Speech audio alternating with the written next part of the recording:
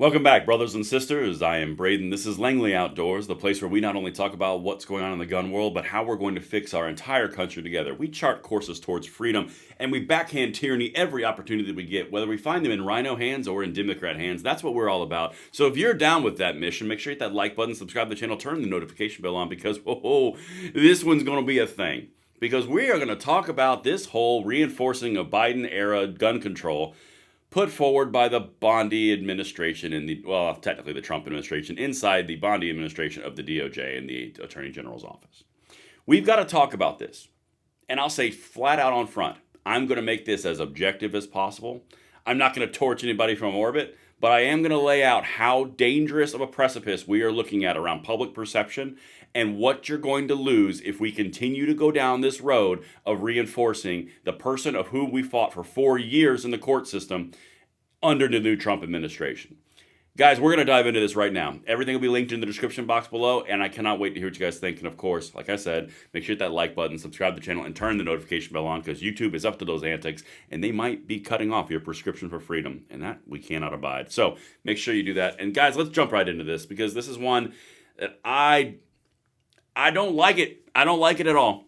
And if you want to be part of the solution, jump over on X and follow me at BradenLOA. We're always talking about this stuff, cutting edge, everything that breaks. We're right there, and we'd love to have you jump into the conversation, because we go back and forth, and we figure out a way to slap these tyrants back to the holes from whence they came. All right, make sure you follow me right over there. Okay, guys, we're going to talk about what the internet was set on fire in the two-way space yesterday. And honestly, enough nukes were dropped yesterday where we've gotten the point. There's not a lot of happiness about this. So I'm going to make this as neutral and as objective as possible. And this is the part where I will talk directly to the administration, to Pam Bondi, to Kash Patel, to anybody who will listen. You have all of us on the beck and call. The second that you call us, we will fly to Washington, D.C., the people who are experts in fighting gun control, the people who are experts in navigating this entire situation of which Biden put on us for 4 years, and the DOJ and the ATF and the court systems. You have all of us on your side, and we want you to succeed. We want you to succeed in putting the Second Amendment forward, correcting the abuses that were brought upon us by the Biden administration, as was promised in the election of Donald Trump. We are right here. All you have to do is talk to the right people who we all know, and we can easily have a conversation. But when you go down this road of what we're about to cover, you risk doing something that no administration can afford. You risk losing the trust of the people who put you in position. If you lose the trust and the perception becomes cemented and cast that you are no better than the old boss, the new boss is the same as the old boss, then what's the point? And I want to be clear, I'm not in the what's the point category. I'm explaining this is where we are currently sitting, because the actions of which that have been taken from the DOJ to reinforce Biden-era policies in this level of just honestly very ill thought out. It was not well conceived, because this is going to be perceived as the exact same behaviors that we voted against in November. I know that the people in the administration don't want that to be the case, but when you put things like this forward, you can't really come to any other conclusion. You have time to do an about face. You have time to do a U-turn. The two-way orders are still pending, and we're still waiting on them. But when you do things like this, you undermine any effectiveness that those orders that are going to, when they drop, they're going to drop, because you've already kicked yourself in the toes. You stepped on your own feet. Watch this, guys. All right. So the DOJ just filed a rebuttal of our notice of non-compliance, calling out the ATF on their failure to comply with the court's order to return FRTs. If we were hoping the new DOJ would be doing about face in this case, this ain't it. Now, that's from the Vice President of National Association for Gun Rights. That's a very loud voice. You've also got all the YouTube creators, personalities, and channels also talking about this. Guys, this is not the type of PR that you want. If you're trying to be the most transparent, if you're trying to be the most influential, if you're trying to be the most freedom-oriented, this is not the way to do it. because you are literally reconfirming Biden-era policies, and this is not the only thing. All right, let's keep going. So as you can see, this is the problem right here. See this name, Pamela Bondi, in her official capacity as the Attorney General? Her name is on it. The person who we are hoping to put forward the executive orders and fulfill the executive orders that Trump demanded, her name is on an order saying we need to do background checks for something that's not even a gun. It is literally Biden-era policies being reinforced by the Trump administration through the DOJ. This is not acceptable. It's going to hurt you politically in a significant manner, because if you lose the two-way advocates, you lose one of the largest constituencies who are directly just passionate about our rights, and you're going to lose them to the wind. All right, let's keep going. Defendants respectfully submit this response to the plaintiffs. So this is Pam Bondi going back to National Association for Gun Rights, who said ATF's not working fast enough to give stuff back that they seized unconstitutionally per a court order. This is the response to the plaintiffs. To address the plaintiffs' assertions that the defendants have violated the court's 2024 order, basically saying that the courts need to give back the FRTs. These are literally pieces of metal that go in a gun that are not machine guns. They are triggers. It's been ruled that way. Let's continue. First, make sure you guys can see it. There we go. First, plaintiffs assert that the defendants did not complete the return of all seized FRT-15s and wide-open triggers, or WOTs, by February, but defendants have developed and implemented a process for returning them as quickly as practicable.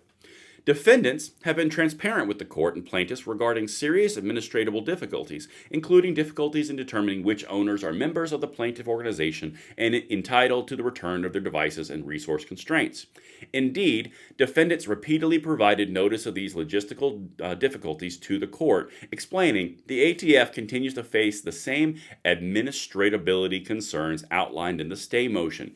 So now you have the perception that you're picking and choosing of what you're going to give back rightful ownership to individuals based off of a Biden-era determination. You have to understand how this looks. Anyway, let's continue. This is the part where it gets real dicey real fast. So they outlined in the stay motion.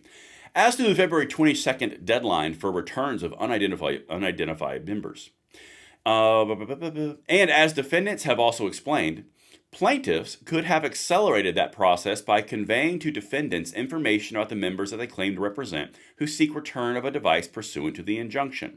Having refused to do so, plaintiffs stated concerns about how the time defendants need to return devices only approach available ring hollow. You're not going to get a full list. Again, with all the respect, Attorney General Bondi, you're not going to get a list to store of people who have items in the Second Amendment space, because that's exactly what your predecessors have tried to do to us for years, and it's illegal. That's a non-starter. Anyway, let's continue. Second, plaintiffs disagree with the need and possibly even the legality of running background checks prior to the return of the FRT-15s and WOTs to eligible individuals. But this court unequivocally excluded individuals prohibited from possessing firearms from the scope of its injunction. Okay, this is... You are absolutely 100% not only confirming Biden-era policies with this motion, but you are also now going the next step beyond to apply background checks to something that is not a firearm, not considered a firearm. It is literally a piece of something that the gun-controlling left through the Biden administration decided this was a machine gun. The courts agreed it is not a machine gun. And now you're saying to give them back, we have to go through a background check of something that is not a firearm. Again, with all due respect to Attorney General Pam Bondi, AG, please call us. We are here for you, because this right here is not acceptable. This is literally going down the exact same roads of which we've been fighting for 4 years. And I don't want to go back into the immediate policy approach of we're going to have to fight all the gun control all the time 24/7 like we did under the Biden administration. Because if these types of things keep coming out, That's where it's going to end up because this is extreme. Background checks for a trigger group that the court agrees is nothing more than a trigger group? That doesn't even make sense on its face. But anyway, let's continue. This injunctive relief shall not extend to any individuals prohibited from possessing firearms under the code. That's saying basically you can't give the triggers back to people who can't have guns. Accordingly, background checks prior to the return of the seized FRT-15s and WOTs are necessary to ensure that defendants do not return the devices to individuals prohibited from possessing firearms as the court's order contemplated. Third, plaintiffs take issue with defendants' refusal to return FRT-15s and WOTs in states where those devices are illegal under state law. This is the next part of this. Again, Madam Attorney General, respectfully, this is the exact language that multiple state attorneys general put forward in the court out of their jurisdiction. They were not part of this. They were not party to this. This is the language taken directly from their request. They asked these things not to be put into state laws because certain places are not legal or blah, blah, blah, blah, whatever.